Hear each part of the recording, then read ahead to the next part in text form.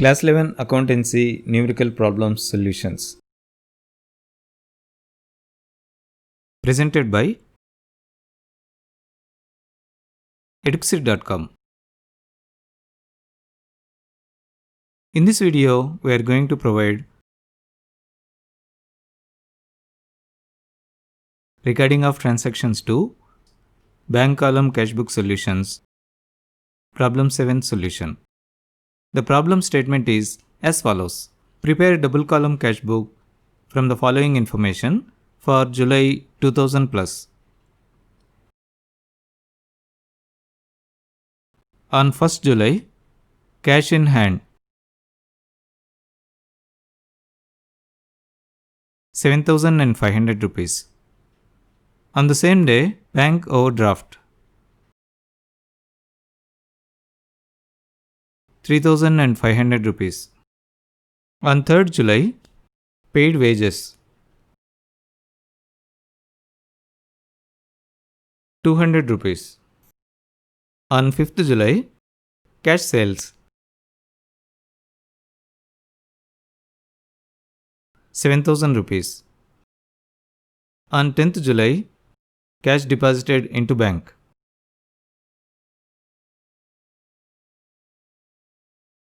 4,000 rupees.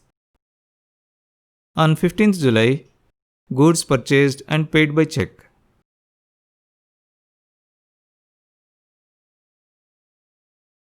2,000 rupees.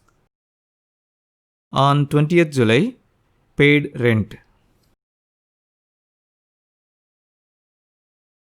500 rupees. On 25th July, drew from bank for personal use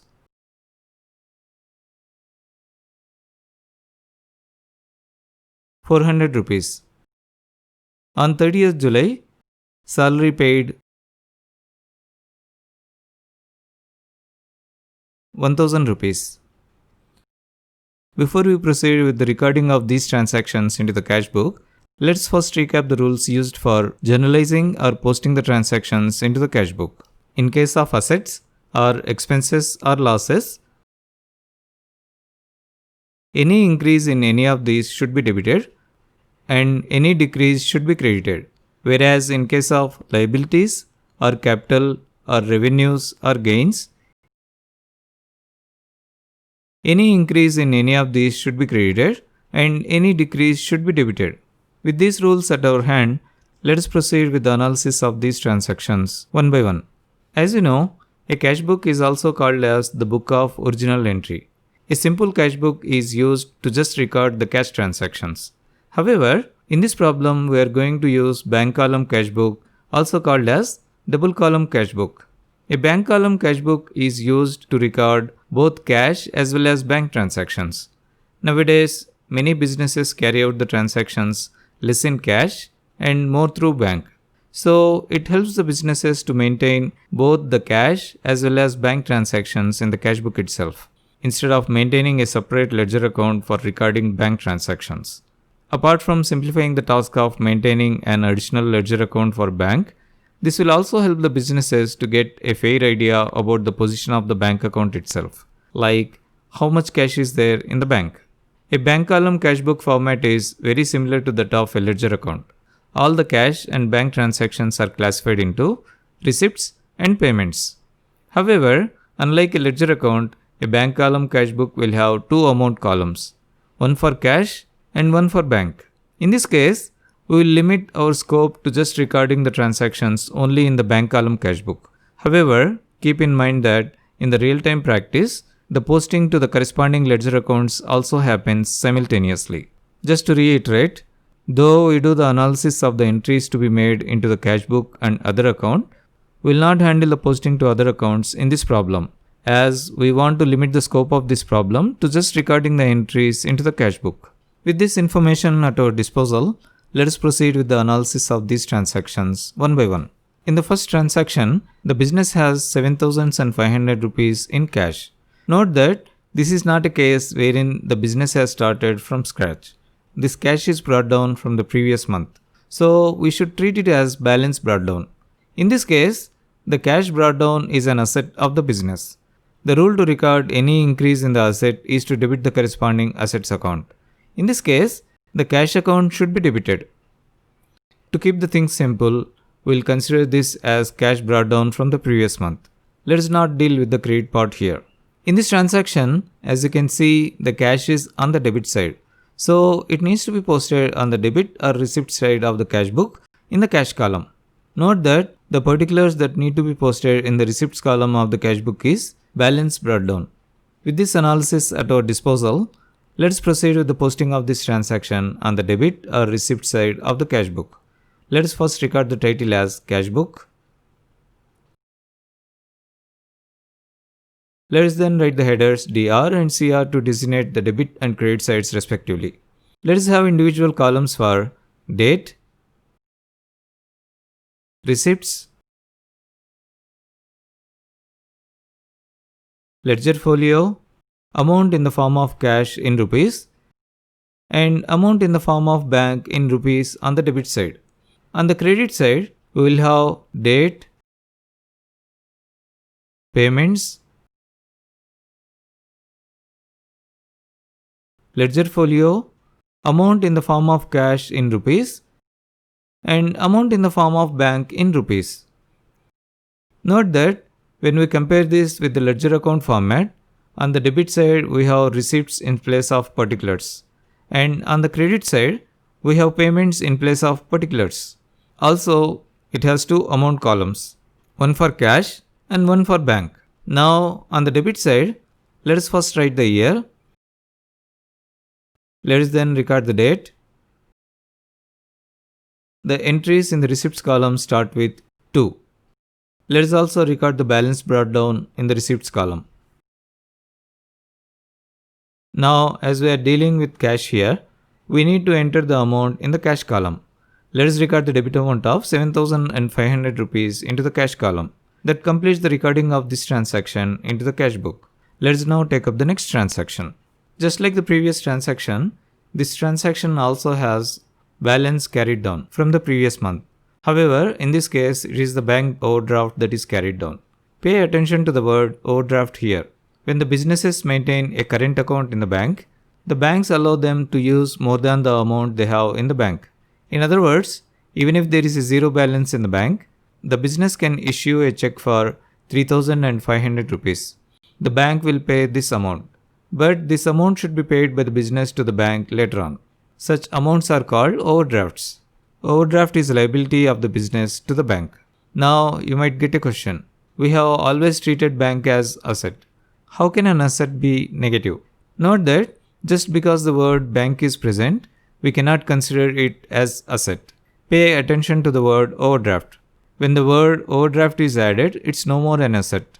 It's a liability. To summarize, bank is an asset, but bank overdraft is a liability. So, the bank overdraft refers to the liability of the business. The rule to record any liability is to credit the corresponding liabilities account. In this case, the bank account should be credited with overdraft. Just want to give you one clarification here to avoid confusion. For the business, the bank balance is an asset. However, bank overdraft is a liability. Technically speaking, it is a short-term loan the business has taken from the bank. To put the things simple, consider it as negative bank balance. So, we should still record it in the cash book because it's related to the bank. In this transaction, as you can see, the bank is on the credit side. So, it needs to be posted on the credit or payment side of the cash book in the bank column. Note that the particulars that need to be posted in the payments column of the cash book is balance brought down. With this analysis at our disposal, let us proceed with the posting to the credit or payment side of the cash book. As this is the first entry on the credit side, let us first record the year in the date column. Let us then record the date. As you know, the entries in the payments column start with by. Let us then record the balance brought down in the payments column.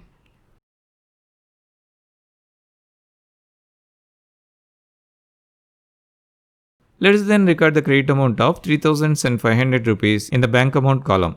With that, we have completed the posting of this transaction into the cash book. Let us now take up the next transaction. In this transaction, the business has paid 200 rupees of wages. Unless otherwise specified, all the payments are usually considered to be done in cash. So we can consider this 200 rupees of wages paid in cash. Now, wages is an expense. In other words, the business is incurring an expense named wages in this transaction. The rule to record an expense incurred is to debit the corresponding expenses account. In this case, the wages account should be debited. At the same time, as the payment of the wages is done in cash, the cash asset of the business will be decreasing. The rule to record any decrease in the asset is to credit the corresponding assets account. In this case, the cash account should be credited. In this transaction, as you can see, the cash is on the credit side. So it needs to be posted on the credit or payment side of the cash book in the cash column. Note that the particulars that need to be posted in the payments column of the cash book is wages account. With this analysis at our disposal, let us proceed with the posting to the credit or payment side of the cash book. Let us first record the date. Let us then record the wages account into the payments column of the cash book. Let us then record the credit amount of 200 rupees in the cash amount column. With that, we have completed the posting of this transaction into the cash book. Let us now take up the next transaction. In this transaction, the business has sold goods worth of 7,000 rupees for cash. Well, this is my favorite transaction, as the wording in the description of the transaction itself is in the order of debit and credit. So without even a second thought, you can easily tell that the cash is the debit and sale is the credit. That is the fun in dealing with this transaction. Now you know which account is the debit and which account is the credit. But still, let us proceed with the analysis of this transaction for the sake of doing it. In this transaction, a sale is taking place. Sales generate revenue. In other words, the revenue of the business is increasing in this transaction. The rule to record any increase in the revenue is to credit the corresponding revenues account. In this case, the sales account should be credited. At the same time, as this sale is done in cash, the cash asset of the business will be increasing. The rule to record any increase in the asset is to debit the corresponding assets account. In this case, the cash account should be debited. In this transaction, as you can see, the cash is on the debit side. So it needs to be posted on the debit or receipt side of the cash book and in the cash column. Note that the particulars that need to be posted into the receipts column of the cash book is sales. With this analysis at our disposal, let us proceed with the posting of this entry to the debit or receipt side of the cash book. Let us first record the date. Let us then record the sales account into the receipts column of the cash book. Let us then record the debit amount of 7,000 rupees in the cash column. With that, we have completed the posting of this transaction into the cash book. Let us now take up the next transaction. In this transaction, the business has deposited 4,000 rupees into the bank. Note that when depositing into the bank, the businesses take the cash available with them and deposit it into the bank. When the cash is taken away to deposit into the bank, the cash asset available with the business will be decreasing. The rule to record any decrease in the asset is to credit the corresponding assets account. In this case, the cash account should be credited. At the same time, as the cash is deposited into the bank asset of the business will be increasing. The rule to record any increase in the asset is to debit the corresponding assets account. In this case, the bank account should be debited. As discussed earlier, we use the bank column cash book or double column cash book for recording both the cash and bank entries. As in this case, we have both cash and bank accounts, we should record both of them in the cash book. Of course, one will be recorded on the credit side and one will be recorded on the debit side. Let us first record the cash entry and then we will come back and record the bank entry. In this transaction, as you can see, the cash is on the credit side. So it needs to be posted on the credit or payment side of the cash book in the cash column. Note that the particulars that need to be posted in the payments column of the cash book is bank account. With this analysis at our disposal, let us proceed with the posting to the credit or payment side of the cash book. Let us first record the date. Let us then record the bank account in the payments column. Let us then record the credit amount of 4,000 rupees in the cash amount column. Also note that as this transaction involves depositing the cash into the bank, we need to write C in the ledger folio column, indicating that this is a contra. This also indicates that this entry should not be posted into the ledger account. With that, we have completed the posting of this cash entry into the cash book. Let us now take up the bank entry. In this case, as you can see, the bank is on the debit side. So it needs to be posted on the debit or receipt side of the cash book in the bank column. Note that the particulars that need to be posted in the receipts column of the cash book is cash account. With this analysis at our disposal, let us proceed with the posting of this entry to the debit or receipt side of the cash book. Let us first record the date. Let us then record the cash account in the receipts column of the cash book. Let us then record the debit amount of 4000 rupees in the bank amount column. Also note that as this transaction involves depositing the cash into the bank, we need to write C in the ledger folio column, indicating that this is a contra. This indicates that this entry should not be posted into the ledger account. With that, we have completed the posting of this bank entry into the cash book. Let us now take up the next transaction. In this transaction, the business has purchased goods worth of 2000 rupees and did the payment through check. As you know, the purchases are revenue expenses. In other words, the business is incurring an expense named purchases in this transaction. The rule to record any expense incurred is to debit the corresponding expenses account. In this case, the purchases account should be debited. At the same time, as these purchases are done by paying through check, the bank asset of the business will be decreasing. The rule to record any decrease in the asset is to credit the corresponding assets account. In this case, the bank account should be credited. In this transaction, as you can see, the bank is on the credit side. So it needs to be posted on the credit or payment side of the cash book and in the bank column. Note that the particulars that need to be posted into the payments column of the cash book is purchases. With this analysis at our disposal, let us proceed with the posting of this transaction on the credit or payment side of the cash book. Let us first record the date. Let us then record the purchases account in the payments column. Let us then record the credit amount of 2000 rupees in the bank column. With that, we have completed the posting of this transaction into the cash book. Let us now take up the next transaction. In this transaction, the business has paid a rent of 500 rupees. Unless otherwise specified, all the payments are usually considered to be done in cash. So, this transaction can be considered as rent paid in cash. Now, rent is an expense. In other words, the business is incurring an expense named rent in this transaction. The rule to record an expense incurred is to debit the corresponding expenses account. In this case, the rent account should be debited. At the same time, as the payment of the rent is done in cash, the cash asset of the business will be decreasing. The rule to record any decrease in the asset is to credit the corresponding assets account. In this case, the cash account should be credited. In this transaction, as you can see, the cash is on the credit side. So it needs to be posted on the credit or payment side of the cash book and in the cash column. Note that the particulars that need to be posted in the payments column of the cash book is rent. With this analysis at our disposal, let us proceed with the posting of this transaction on the credit or payment side of the cash book. Let us first record the date. Let us then record the rent account in the payments column. Let us then record the credit amount of 500 rupees in the cash column. With that, we have completed the posting of this transaction into the cash book. Let us now take up the next transaction. In this transaction, the owner of the business is withdrawing 400 rupees from bank for personal use. As you know, the drawings should be treated in the same way as when the capital is reduced. This is because drawings reduce the capital.